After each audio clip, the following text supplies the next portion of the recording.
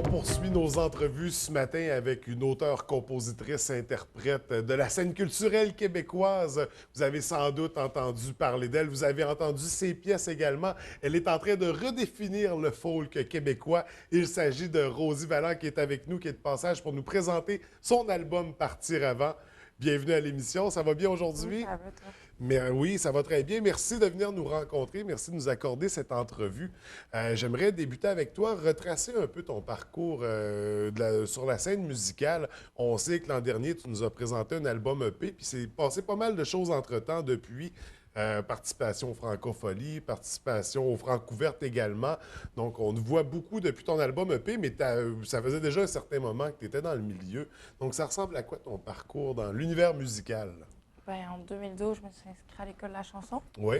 Après ça, j'ai fait le festival de la chanson de Granby. Mhm.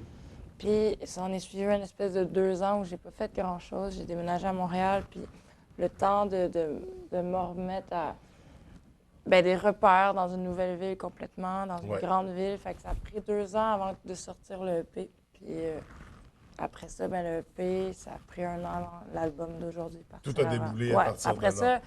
ça a quand même été vite, mais il a fallu cette espèce de 2 ans-là où il a fallu que je tempère. Puis ouais. C'est ça, parce qu'on parle de s'adapter à une nouvelle ville. Tu es originaire de la Montérégie, puis comme on l'a mentionné, tu as étudié à l'école de musique. Et d'ailleurs, anecdote, à ce moment-là, on dit que tu as vécu de l'angoisse du fait que dans ta tête, tu étais faite pour la musique, puis tu te voyais pas dans d'autres métiers, puis du coup, ça t'a fait vivre toutes sortes de choses. C'est clair parce que c'est quand même un métier où il n'y a aucune sécurité. Puis quand je me suis rendu compte, en m'inscrivant à l'école, puis en étant à l'école, que c'était la seule chose que je pouvais faire, mais il y a l'espèce d'angoisse de, il faut que ça marche, tu sais, parce que qu'est-ce que je vais faire? Tu sais. Ouais. Puis en même temps, c'est comme mon prof, il a dit, OK, bienvenue dans le monde des arts, là, tu sais, ça veut dire que tu vas en faire, tu sais, si automatiquement, quand tu n'as pas d'autre choix, automatiquement, tu traces ton chemin. Donc, c'est un monde d'instabilité et d'insécurité, mais heureusement pour toi, tu démarres ça en force depuis l'album EP. Donc, ça va vraiment rapidement. Ouais. Là. Les choses se mettent en place. Puis d'ailleurs, on te décrit comme celle qui redéfinit le folk. Donc, on pourrait dire du néo-folk québécois. Toi, comment tu décris ta musique? Le folk, je le saisis, mais en même temps, c'est pas très folk, je pense. C'est quand même de la pop alternative. Il y a beaucoup plus d'alternatives que de folk dans ce que je fais, mais il y a quelque chose d'ambiant qui est là, qui est toujours en arrière. Mais ouais, c'est de la pop alternative, je pense. Ça serait quoi tes influences musicales? Mes influences premières, c'est clairement Cat Power, Feist, Metric. Ça, j'en écoute toujours, là, tu sais. Mais je suis une grande fan aussi de James Blake. J'écoute pas beaucoup de trucs franco, mais je pense que des démarches artistiques francophones, québécoises, il n'y a rien de Moffat, tu sais, qui je trouve qu'on n'a pas des démarches similaires, mais il y a quelque chose dans l'idée de mettre la musique de l'avant, puis elle a toujours eu une carrière où elle a fait ce qu'elle voulait, puis ouais, elle a une grande liberté là, qui m'inspire quand même. Une carrière, c'est ça, de laquelle tu aimerais t'inspirer. Ouais. Donc, évidemment, on va surveiller ça de très près. On présente l'album Partir avant, album qu'on définit comme un album post-rupture. Ouais. Rupture de quoi? Rupture de la Montérégie, rupture amoureuse, rupture professionnelle? C'est clairement une rupture amoureuse. Tu sais, c'était suite à une rupture, mais après ça, un début de relation un peu compliqué. Puis ça a été une période dans ma vie super inspirante. Tu sais. Puis j'en ai sorti naturellement un album. C'est pour ça que je dis souvent, j'ai pas écrit cet album-là. C'est des chansons qui avaient besoin de sortir parce que j'avais besoin de dire ça. Puis à la base, je les ai faites pour moi. Puis après ça, en sortant de cette espèce de bulle-là, j'ai fait « Ah, les gars, je pense que j'ai un album. » J'ai 10 tunes, tu sais. Puis... Fait que c'est une espèce d'exutoire. Ouais, là, ça a vraiment été une ça. thérapie. C'est pour ça que c'est assez intime, puis c'est au jeu, au-dessus. Je Ouais. parle à quelqu'un, toujours la même personne. Tu sais, je parle à quelqu'un. Fait que c'est pour ça que je l'ai senti super naturel, cet album-là. Puis contrairement à plusieurs premiers albums, c'est pas des tunes que j'ai... Tu sais, que c'est pas des tunes que je... Que ça faisait longtemps. Ouais, c'est ça, ouais. tu sais. J'ai écrit ça l'été dernier, puis c'est ce qui fait que C'est vraiment une période de ta Ouais. vie que t'as couché, que t'as mis en musique. Ouais. Donc, une étape difficile. D'ailleurs, justement, ça explique qu'il y a des chansons qui sont quand même assez sombres, assez noires, mais au travers de ça, il y a quelques pièces qui ont du pep, là, qui nous sortent un peu de ce beat-là. Est-ce que c'était une intention pour venir rebalancer au niveau de l'album? Même pas, c'est ça, c'est toutes des tunes qui sont sortis. Ça a sorti comme ça. Puis au final, j'ai fait, hey, il y a quelque chose qui se ressemble parce que justement, c'est la même période, c'est les mêmes, tu sais, c'est le même environnement, le même appart, tout ça. Tu sais. J'ai l'impression que naturellement, ça a fait un album avec une cohérence puis qui s'écoute bien de A à Z. Mais les tunes plus up, c'est juste des moments plus. Tu sais, dans la vie, même si ça va pas très bien, il y a des journées où ça va mieux. Puis il y a des lueurs d'espoir, même dans les tunes les plus tristes, comme Noyer, qui est une tune typique de rupture. Mais à la fin, il y a une montée plus majeure, plus. Il y a des éclaircies. Ouais, je pense que c'est plein de couleurs, cet album-là. Puis oui, c'est post-rupture, mais comme la vie, mais c'est c'est pas ça. que ça non plus. C'est pas que ça. Donc, c'est vraiment un album qui est à découvrir. Puis c'est des pièces, c'est toi, c'est une partie de toi. Puis il y a encore plus du fait que tu t'es autoproduite. Donc, il n'y a pas de producteur qui est venu altérer ce que tu as écrit et ce que tu as composé. Donc, c'est tel que tu voulais le présenter. Une démarche d'autoproduction en musique, ça doit être quand même assez complexe. Comment tu as vécu ça, cette expérience-là?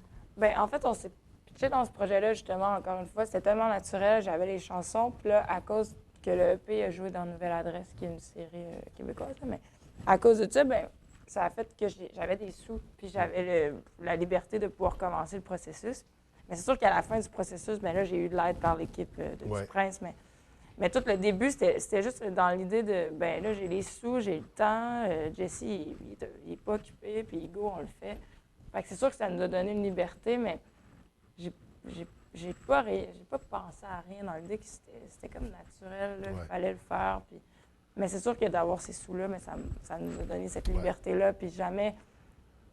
Il y a des gens qui ont embarqué dans le processus qu'à la fin, tu sais. Fait que, on a fait nos affaires avant d'avoir des avis, mettons. Fait que c'est sûr que c'est fun. Donc, ça donne un produit encore plus personnalisé au bout de la ligne, puis dont la fierté doit être encore plus grande pour toi, puis pour toute l'équipe avec laquelle tu as travaillé. Parce que justement, avec qui tu as travaillé sur cet album-là? Bien, le réalisateur puis l'arrangeur, c'est Jesse McCormack, aussi son projet solo, puis Jean-Philippe Levac, le drummer de Pandaléon, qui est un band franco-ontarien.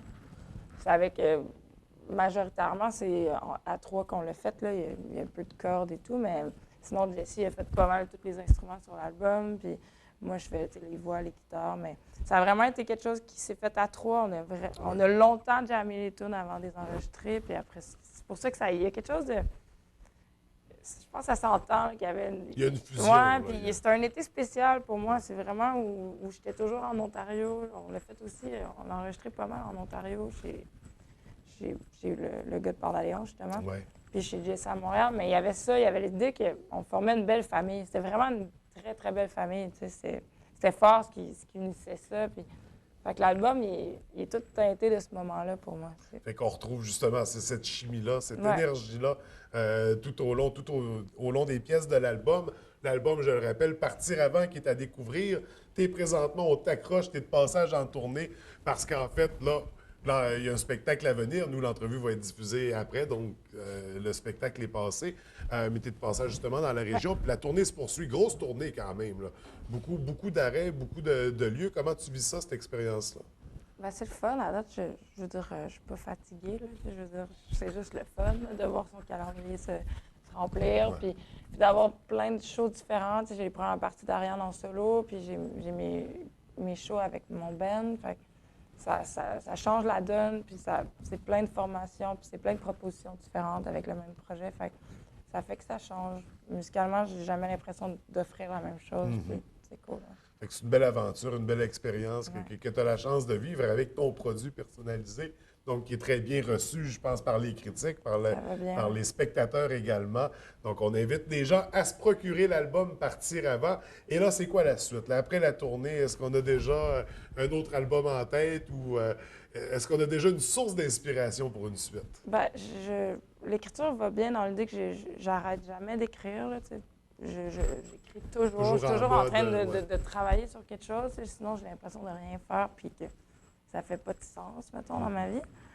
Fait que j'ai pas de projet dans l'idée que là, je viens de sortir ça. Fait que je vais essayer de flotter là-dessus le plus longtemps possible. Mais fait qu'on profite du courant pour l'instant. On surfe sur la vague puis on va voir où ça nous mène. Oui, mais je travaille toujours sur des nouvelles chansons puis j'ai toujours envie d'en enregistrer d'autres. Fait que Donc, il y aura certainement des futurs albums à Ouais, surveiller et ce sera la nature de nos prochaines rencontres. Mais pour l'instant, on rappelle aux gens de se procurer l'album Partir avant, un album à découvrir.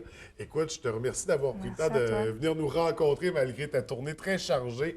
On te souhaite beaucoup de succès pour la suite de la tournée, beaucoup de succès pour ton album, puis au plaisir d'avoir la chance de te rencontrer à nouveau. Merci. Merci beaucoup. Ne m'apprends rien quand tu me dis que la capitale te fait plus de mal que de bien. Je ne t'apprends rien